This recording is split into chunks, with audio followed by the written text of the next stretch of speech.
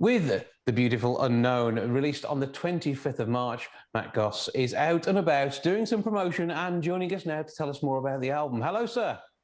Hello, sir. How are you?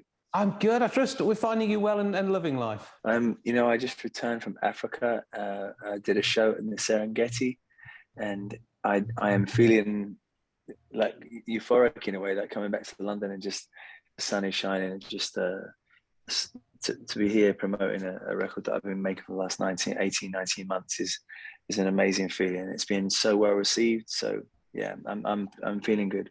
So this has kind of been lockdown working, especially with everything that's been going on. And I suppose, you've spent, 10 years in Vegas, and this is your chance now to go out and explore the rest of the world again for a bit. Yeah, I've been doing shows. I've done the Albert Hall and Wembley, obviously with the O2, a couple of nights there too, and the whole after the Screaming stopped. It's not stopped. I've still been neck deep in promo and other shows around Vegas. But the way this is different is because after 11-year residency and doing 120 shows a year, I just felt the need to go back to my roots entirely, not just when I come back to the UK to do shows.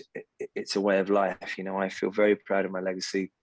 I believe it's the longest running British residency in history, in Vegas history.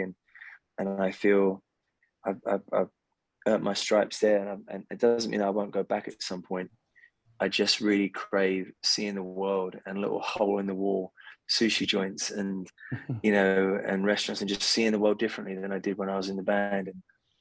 And I've been very lucky. I've traveled all over the world, but I want this to be a constant in my life rather than sporadically touring throughout the year in between my residency. What's made you come to that decision? Has it been like the last few years where we've had COVID and you haven't been able to do the shows that you wanted to do? I think it was almost the opposite. I did so many shows. I felt that my only concern as an entertainer was to lift my audience in Vegas and to make sure that I elevated and transported them into a place that was void of any bills or any pain and I always succeeded, and there was not an audience that I didn't manage to transform. But I would drive home and I would feel this isolation and loneliness. I just felt like I'd given, after 11 years, I felt like I'd given as much as I could. And I became a destination point. And it's a very powerful thing when you think about people getting ready, putting their suits on, their dresses on, their aftershave, their perfume, and you are their night out. It's a beautiful pressure, but it started to just become a pressure for me because I was really masking a lot of my pain.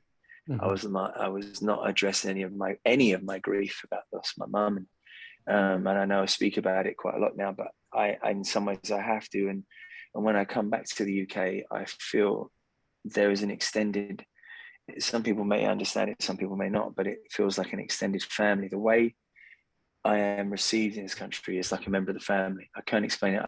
Somebody said to me the other day, "You've been in the press every month for 35 years," and which makes me understand, allows me to understand a little bit more why there is such a familiarity with me, with people that I talk to. I did 65 selfies the other day, and every single one included a conversation. I felt very, very, very blessed. Is that why you do, because you're on Instagram Live quite a lot, aren't you? And you have been throughout COVID. Is that why you've taken to that medium, because it brings you closer to the people that follow you, your family? No, the reason why I went to Instagram Live is because I felt that a familiar face was needed. Mm-hmm. And I hopefully have a way of putting people at ease. Mm-hmm. My mum raised me to know without question that I'm not above any man. We're all the same. I know that I have a familiar face, but I realized very rapidly that, one of the lives that was very dramatic, woman was in great distress, and we had over 20,000 people watching that live, and it gave me a sense of purpose that I was making a difference. And then out of that, they let me know that they really wanted new music from me, and they wanted me to be the pop star, rock star that I am, and because I can smash it, and there's not an audience that I haven't been able to lift yet. And I just wanted to go back to that world, but my fans are the ones that made me see more clearly. And is it, do you think, the time you spent in Vegas and the experience of the last 2 years that really helped to form this new music from you? Or is there something else which you've had as a storyline, a narrative you want to tell here? Well, the name of the album is The Beautiful Unknown. So I, like many other people, fear the unknown. And, you know, it's, I think when you also lose that phone call, so my mother and my, you know, people that have worked around me that no longer exists, that everything's going to be okay phone call just simply doesn't exist for me anymore. And what makes me feel at peace, the most peaceful place for me is on stage. And when I am connecting with an audience and I feel a shift, and I transport an audience, and there's no worry, and there's a bona fide connection between us and respect. And I knew that I want to go back to Japan and Germany and France and Italy and Spain and this wonderful country I was born in, and just tour regularly. And I don't want people to think that it's weird for me, because some people are allowed to go on a journey. You know, Vegas is part of my journey as a singer. But with me, sometimes I feel like I have to explain that it's not a reinvention. It's just exactly that. It's part of my journey. Now, this part of my journey is one that will forever, to the day I drop, stay with me. I will continue to write contemporary music and always be aware of what's going on in fashion and music. And I always have. I've been lucky enough to have some cultural effects on fashion and music, and even in the way the documentaries are made, I've been, you know, we're extremely honest, and it won the BAFTA, and that's in recent history. I want to continue to contribute and be part of pop culture. Mm-hmm. Now, Zoe, I know you've been asking some of our followers for a few questions for Matt. So what have you got for us? I've got a few for you. So I have one from Lisa Coward. She said, you've briefly spoken about being given a role in a new movie. Can you tell us more about that? Yeah, I mean, it's been one of my dreams. It's truly been one of my dreams. My brother's entering into music and exploring that, and it's been something I've wanted to do as well in regards to film. And it's the psychological thriller. I play a real bad guy. He's charismatic, but he's quite a handful. And the people around the project think that I'm right for this and have faith in me, and that's a nice thing too. That I'm not being compartmentalized into this little world of what they think I should do. They're like, you need to be in front of the camera, and we believe you got what it takes. You know, I've done some screen tests for some very, very big projects, shows that you would definitely know. But this is just time now that I've signed onto it, and it's happening. So I'm just excited about it. You know, and now I've spoken to Luke about some of the film work that he's done recently. Is there potentially a collaboration there as well, do you think, in the future? I think the only collaboration, if we ever did something, I was very good friends with Reggie Gray, and Reggie wanted me and Luke to play them. Mm-hmm. He was adamant. He was like, he said, I want you to play us. When I visited him in prison, and he really, really wanted us to play them. And so I feel that that would be the only thing I can think immediately where there would be a role for twins to play. I would love to play that role, and after knowing Reggie for some time, and also people that know him, that would be something. It would be a dream role for me and Luke to play, I think. And I also think we would smash that role. I have got another question for you that I've got from a Facebook fan of yours, Carol Scotland. She says, what has been your favourite collaboration so far with another artist? I think the most fun I ever had was Live Aid 2. You know, just all those incredible artists. I've really loved also playing with, you you know, like the Tokyo String Quartet in Carnegie Hall. That was a beautiful experience. An album that I've recorded that's in my safe in America is ready to go. It was recorded on Nat King Cole's piano at Capitol Studios in Hollywood with the legendary John Pizzarelli Quartet. That was an incredible experience. It's probably my favorite, one of my favorite records I've ever made, because you can literally put the faders at zero, all of them, and the record just sounds mixed. It's so beautifully done. And it was also produced by myself and Ron Fair, who's obviously multi-Grammy nominated producer, and also so is John Pizzarelli. But yeah, I've been lucky to perform where I won my Brit with. I sang with Tina Turner and the Four Tops, and just done a lot of. The list is endless. I mean, the list is endless. I mean, your day-to-day sounds like a complete bucket list for somebody else. It's amazing.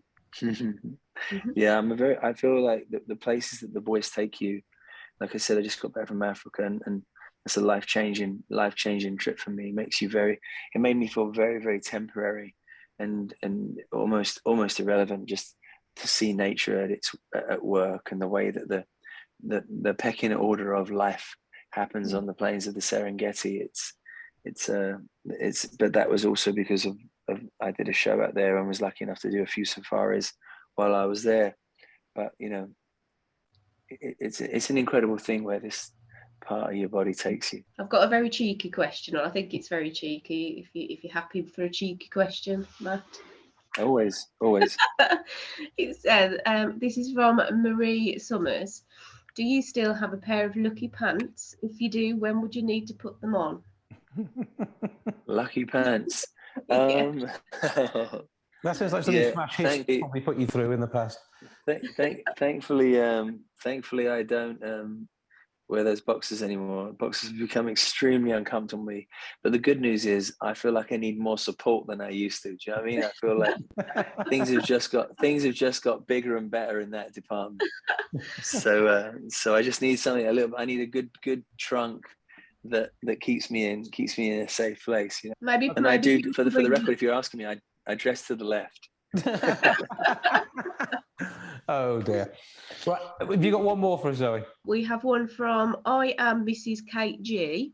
She's on Twitter. She says, which track from your new album gives you goosebumps?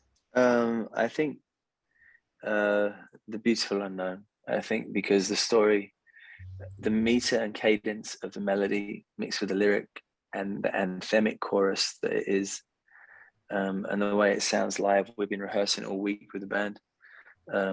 It's just an incredible song. I have a feeling that if it's given a chance, it will become a very, very well-known song around the world. I mean, but you're used to that. You're used to people recognizing your music, everything from the early days right the way through till now. There are people out there singing your songs back at you on stage, which, again, that's probably the greatest honor, isn't it? It's when the audience know the words. Yeah, it's funny you say that. I've said that a few times today, and there's nothing more surreal in some ways that when you write a song, you're invariably write it in the environments that we're in now, or on a plane, or you know, wherever you are, and it's a place of solitude, and then it goes out of that place of solitude into a slightly more social environment of the studio, and you create it as a song, and then eventually you have to give it away.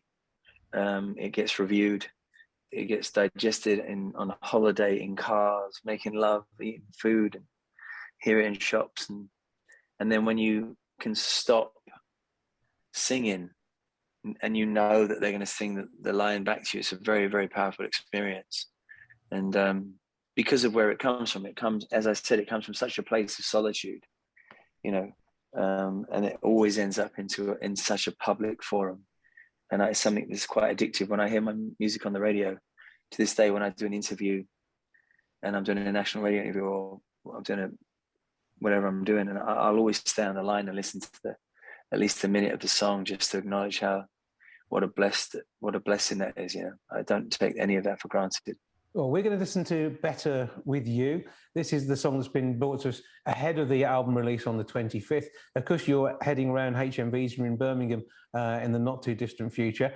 So Better With You is what we're going to take a listen to. Give us a bit about this song and what this one means to you. Well, there's so much on the album that's about, you know, the erosion of love, the blossom of love, the fear, and I've addressed everything, loss, and it's just such an honest record. I wanted to write something that was very uplifting, but they still had the sophistication of an intelligent pop record that was very well structured, and I think I've managed to do that. It's really designed. I directed the video. We just put that out. The Sun had the exclusive yesterday, and the video is phenomenal. I really advise people to watch the video on my YouTube channel for Better With You. But it's really a song just that is solely designed to lift people's spirits and make them think about what makes, you know, I know what makes things better for me within my life, and you know, Better With You is really for that. It's just to make people remember that we try and lift people's spirits and stay in that place. I mean, that's what being a musician's about. And live, I will tell you, it sounds like a little pop punk anthem right now. It's really cool when live. It translates brilliantly live. Well worth seeing you on the HMV tour, which is promoting the album. We'll keep an eye on all your socials for the rest of the tour dates and everything else you've got going on, plugging this amazing new record. Zoe, I know you've been a fan for I don't know how long. Give us your closing remarks to Matt. Actually, could you sponsor me? That'd be a good one. No, let's not go there. You're not spending on your next charity challenge. I'll do the marathon at the start of April. I'd love for you to sponsor me.